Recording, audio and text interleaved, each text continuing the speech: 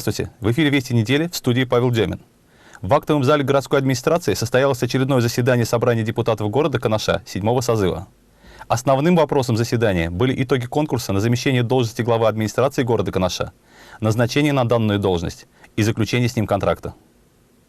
Так, уважаемые коллеги, в соответствии с уставом города Канаш и регламентом собрания депутатов, кворум для работы имеется. Из 21 депутата присутствует 18 депутатов. Собрание было открыто.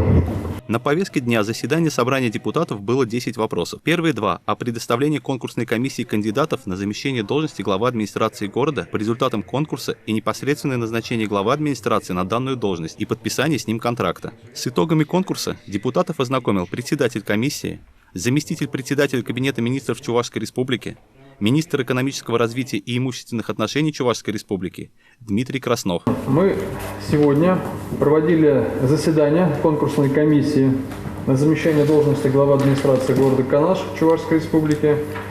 И конкурсная комиссия решила представить в собрание депутатов города Канаш Чувашской Республики двух кандидатов из числа участников конкурса на замещение должности главы администрации города Канаш Чувашской Республики. Данные кандидаты набрали максимальное количество голосов по итогам участия в конкурсе в соответствии с правилами. В итоге предлагает комиссия вынести двух кандидатов. Первое – Михайлов Виталий Николаевич. Второе – Чернов Валерий Анатольевич. Депутаты единогласным голосованием назначили главой администрации города Канаша Чувашской Республики Михайлова Виталия Николаевича. В соответствии с принятым решением собрания депутатов был подписан трудовой контракт с главой администрации. Виталий Николаевич в своем выступлении поблагодарил депутатов и конкурсную комиссию за оказанное ему высокое доверие. Мы слова благодарны за то доверие, которое вы сегодня мне оказали. Ну и самое главное – это доверие нашего населения. Каждый из вас в сентябре месяце вел упорную борьбу за то, чтобы занять места в собрании депутатов 7-го созыва. И каждый из вас, идя на эту должность, осознанно уже обещал людям те или иные изменения в нашем городе. Поэтому все дружно, вместе, перле, мы должны эти изменения воплотить в жизнь. Спасибо вам огромное.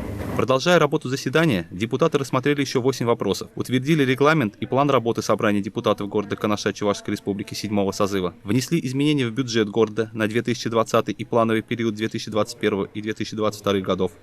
Были рассмотрены вопросы о частичной замене дотаций на выравнивание бюджетной обеспеченности города дополнительным нормативом отчислений от налога на доходы физических лиц, об уполномоченном органе на осуществление контроля в сфере закупок товаров, работ, услуг для обеспечения муниципальных нужд города. Утвержден порядок предоставления рассрочки платежа по договорам купли-продажи земельных участков, находящихся в муниципальной собственности города. Приятно отметить, что также были представлены 2 ходатайства о награждении почетной грамотой Государственного совета. В конце работы собрания глава города Андрей Константинов поблагодарил всех за работу и вручил удостоверение депутатов собрания депутатов города. Пожелаем же депутатам и Виталию Николаевичу плодотворной работы на благо города. Служба в армии – это то, чем каждый мужчина гордится и о чем вспоминает только хорошими словами. О том, как в условиях пандемии прошел первый осенний призыв в Канаше, в нашем репортаже. 1 октября в России стартовала очередная призывная кампания. Согласно указу президента, на военную службу будут призваны 128 тысяч человек. 13 октября военным комиссариатом города Канаша Канашского и Янтиковского районов были призваны первые 5 юношей. Наряду с выполнением задания по призыву граждан на военную службу, важнейшей задачей стало недопущение случаев распространения коронавирусной инфекции среди лиц призывного возраста. К сожалению, как и в весенний призыв, запрещено присутствие на мероприятии родных, близких и друзей. Но даже несмотря на это, в медицинских масках и с соблюдением социальной дистанции, молодые люди в хорошем настроении покинули военный комиссариат и отправились служить Родине. Все призывники пройдут тест на коронавирус и только после отрицательного результата будут отправлены в войска. Сегодня мы провели первую отправку, 5 ребят, 4 из города Канаш и 1 парень из Янтиковского района. Инструктаж мы провели. Надеемся, что ребята отслужат достойно. Всех благ. Компания РЖД также ведет постоянный мониторинг соблюдения мер по профилактике распространения коронавирусной инфекции в зданиях железнодорожных вокзалов и поездах. Для профилактики распространения коронавирусной инфекции на железнодорожных вокзалах по всей стране в течение дня проводятся регулярные уборки всех помещений с применением дезинфицирующих моющих средств. Во время уборки особое внимание уделяется зонам и предметам интерьера, с которыми могут контактировать пассажиры. Дверные ручки, поручни, подлокотники сидений. Рядом с входными группами и в залах ожидания установлены диспенсеры со специальными антисептическими составами для обработки рук. О необходимости соблюдать социальную дистанцию пассажиров информируют специальные указатели, памятки и напольная разметка, которая помогает отмерить безопасное расстояние. Актуальная информация доводится до пассажиров на вокзалах и станциях посредством громкоговорящей связи. Также на всех вокзальных комплексах размещены соответствующие памятки о мерах профилактики коронавирусной инфекции. На вокзале Канаш в соответствии с указанием главы Чувашской Республики ведутся меры по предотвращению коронавирусной инфекции. Обрабатываются дверные ручки специальными дезинфицирующими средствами. Мы следим за тем, чтобы наши посетители были в масках. Проветриваются помещения. Весь пригородный подвижной состав, выходящий на линию, ежедневно тщательно обрабатывается экологически безопасными средствами. Проводится полная дезинфекция салонов, тамбуров, пешеходных площадок и кабин. Уделяется особое внимание выполнению мер по противодействию распространению коронавирусной инфекции. Как мы сегодня видели, это и дезинфекция подвижного состава салонов пригородных поездов, также внешняя обмывка, уборка кабин. Локомотивными бригадами на протяжении всего рейса используются средства индивидуальной защиты и дезинфицирующие средства. По аудиооповещению в салонах проводится информирование пассажиров о мерах, которые необходимо соблюдать в целях нераспространения коронавирусной инфекции. Носить маску везде, где есть риск заразиться, это не просто способ защитить только себя. Это возможность для всех нас защитить друг друга, родных, близких, друзей, знакомых и незнакомых. Это способ спасти жизни.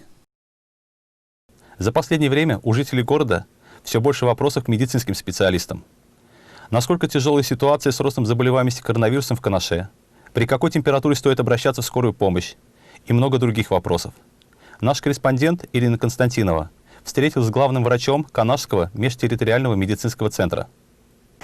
В нашем городе ситуация, она стабильная, но отмечается, конечно, небольшой рост острых вирусных инфекций. Подтверждающие заболевания по коронавирусной инфекции, они тоже есть. И если проанализировать эпидсезон осень 2019 и осень 2020 года, то, конечно же, можно отметить рост все-таки вирусных инфекций. Это есть. Увеличились у нас вызова на дом, увеличились посещения в поликлинику по взрослой сети. По детству, конечно, такого роста не наблюдается. То, что посещение в поликлинику увеличивается, нас, конечно, это чуть-чуть настораживает. И как руководитель медицинской организации я бы хотела обратиться к жителям города, если возникают проблемы в отношении здоровья, а именно появляется температура, повышается температура, появляются симптомы насморка, кашель, недомогание, слабость, то при появлении таких симптомов необходимо, конечно, обязательно вызвать сегодня на дом врача. То есть вы, позвонив во взрослую поликлинику, в регистратуру, докладываете о своем состоянии, и далее медицинские работники решают и приезжают обслуживать вызов на дом. А именно посещение нашей поликлиники сегодня, оно небезопасно, поскольку явление вирусной инфекции, они пути передачи, это все-таки воздушно-капельный путь передачи. Поэтому нужно себя предостерегать. И убедительная просьба лицам старше 65 лет, сегодня уже необходимо все-таки режим ограничения соблюдать.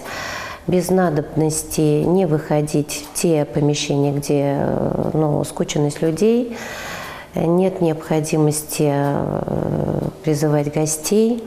Но если есть необходимость, и вы посещаете магазин или аптеки, или другие общественные места, необходимо, конечно, носить маски. Это обязательно для всех, это и для молодых, и для лиц пожилого возраста. Это необходимо.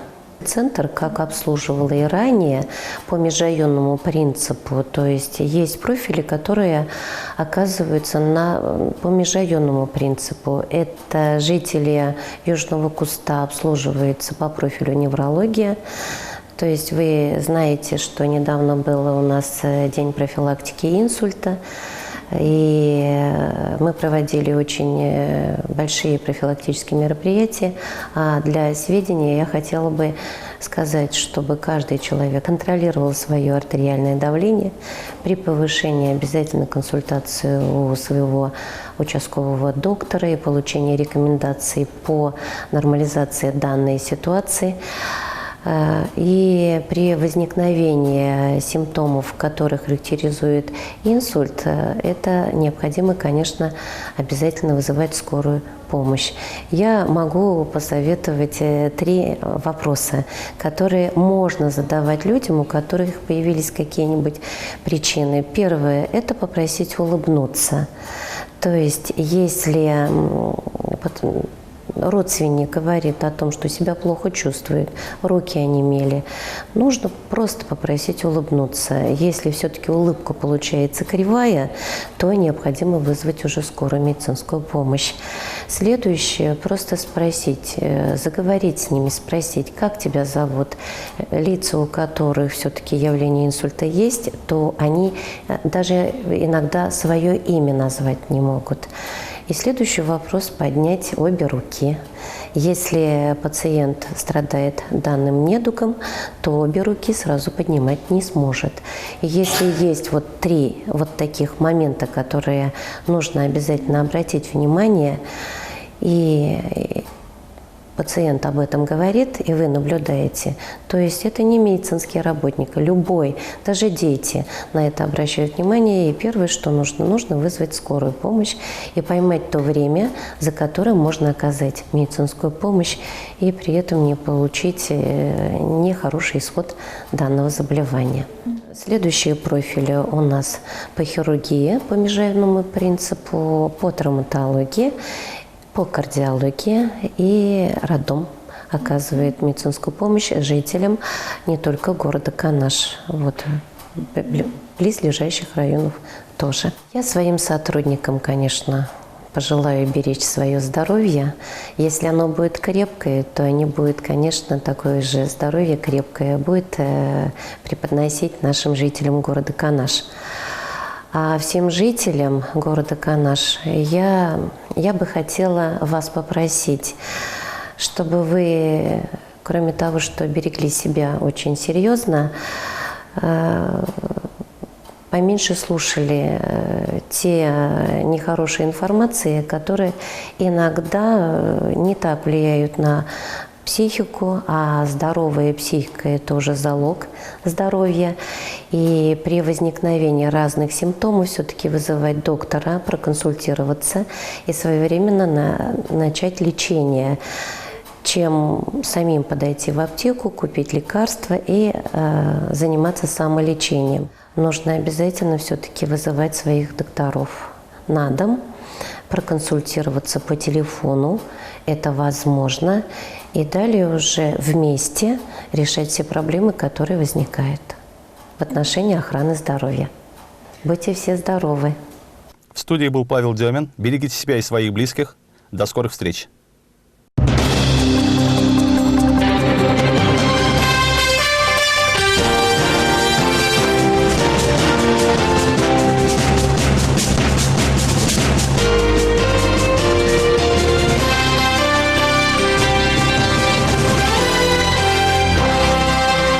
Новогодние праздники не с горами, а магазин «Светофор» уже готов встречать дорогих гостей. Здесь есть все для оформления праздничного стола. Мясная, сырная продукция, сотни ингредиентов для салатов, соки, бакалея, сладости. Бережливые хозяйки не переплачивают, а совершают выгодные покупки в магазине «Светофор». Также для вас представлен большой ассортимент текстильной продукции, бытовой химии от известных брендов, детские игрушки, посуда и многое-многое другое. Пришел в магазин купить средства для того, чтобы открутить гайку в машине, заржавела.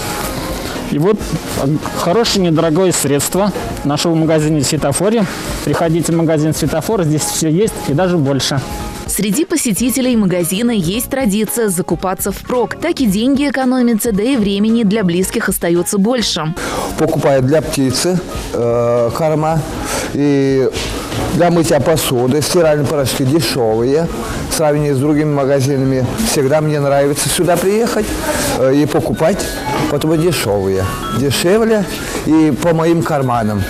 На Новый год еще приедем, еще больше покупаем. Канашцы и гости города давно облюбовали «Светофор». Их полные тележки красноречивее любых слов. В магазины «Светофор» напрямую от производителей поступает товар. Поэтому мы можем предлагать очень доступные цены для населения, чтобы покупки стали выгоднее. Также на постоянной основе мы предлагаем акции, чтобы разнообразить ваши покупки. Мы учитываем спрос населения, поэтому ассортимент магазина на постоянной основе обновляем и пополняем, чтобы покупки стали еще интереснее.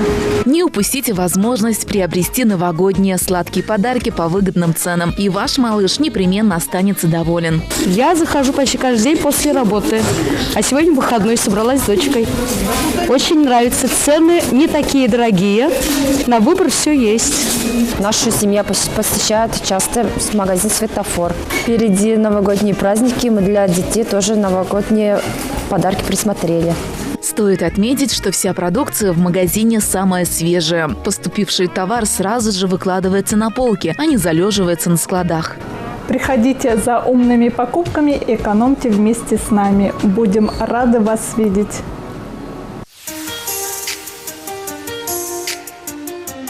Жидкость незамерзающая 5 литров 76 рублей 20 копеек. Свинина охлажденная 1 килограмм 169 рублей 90 копеек. Ждем вас ежедневно. Магазин «Светофор», Котовского, 4. Магазин «Планета Одежда Обувь» продолжает радовать горожан не просто модными, но и доступными по цене товарами. В первые месяцы работы магазин уже вручал сертификаты многодетным семьям с 5 и более детьми. Ну а 24 октября обратил свое внимание на многодетные, малообеспеченные семьи, воспитывающие детей-инвалидов. Благодаря Канашскому комплексному центру социального обслуживания населения и магазину «Планета Одежда Обувь» 13 семей смогли приобрести товар на 3000 рублей. Помощь эта оказывается в рамках акции, которую организовал и проводит наш бюджетный учреждение. Это «Спешите делать добро». И мы очень благодарны и рады, что руководители учреждений, руководители магазинов, горожане оказывают эту помощь, понимают и идут навстречу нам. Большое спасибо им. И я считаю, что помощь, которая оказана на 3000 рублей, это адресная помощь в виде одежды, обуви, она этим семьям необходима и очень нужна. В моей семье воспитывается 4 детей, одна из них ребенок-инвалид. Мне бы хотелось сказать огромное спасибо представителям магазина. Для моей семьи это огромная помощь. Магазин также на безвозмездной основе поддержал всех спортсменов Канашского филиала финансового университета, подарив 50 футболок для участия в различного рода соревнованиях. Была оказана материальная помощь нашим студентам в виде подарков, таких как футболки для проведения спортивных мероприятий. То есть руководство магазина без каких-либо лишних разговоров выразило согласие и выделило нам вот такую материальную помощь. В количестве 50 футболок и плюс они сами же бонусом выделили нам носочки. Чтобы наши студенты не мерзли и занимали призовые места в соревнованиях. Хотим выразить благодарность не только собственнику магазина «Одежда, планета и обувь», да, но и именно руководству, которое оказало материальную поддержку подрастающим, обучающимся с Канашского филиала. Для того, чтобы они могли формировать свой здоровый образ жизни. Да, конечно. провели тоже, опять же, благодарности там, инвалидам, опять же, и еще будем повторять еще в декабре тоже. И мы всегда рады вас видеть. Приходите к нам в магазин «Планета Державов», пожалуйста. И еще у нас акция будет, еще целый месяц 10% скидки на все товары и всем.